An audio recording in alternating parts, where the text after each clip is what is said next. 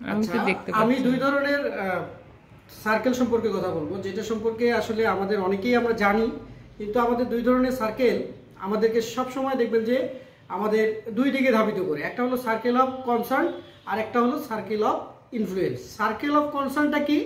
Circle of concern হচ্ছে আমরা আমাদের নিয়ন্ত্রণের বাইরে যে জিনিসগুলো চিন্তা করি, যেগুলো আমাদের কন্ট্রোলে নাই, বা আমরা যেগুলোকে কন্ট্রোল করতে পারবো না, সেই বিষয়গুলো নিয়ে যখন আমরা চিন্তা করি তখন আমাদের কিন্তু শক্তি শেষ হয়ে যায়।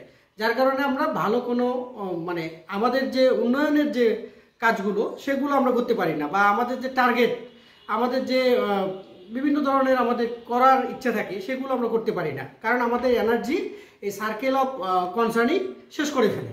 কিন্তু সার্কেল অফ ইনফ্লুয়েন্সে মানুষ যদি আপনি হন, সার্কেল অফ ইনফ্লুয়েন্সে যদি আপনি থাকেন, তাহলে আপনি দেখবেন আপনার কিন্তু টার্গেটগুলো ফিক্সড করা থাকবে এবং আপনি ওই টার্গেটগুলোই চিন্তা করবেন, এর বাইরে কোনো কিছু আপনি চিন্তা করতে চাবেন না।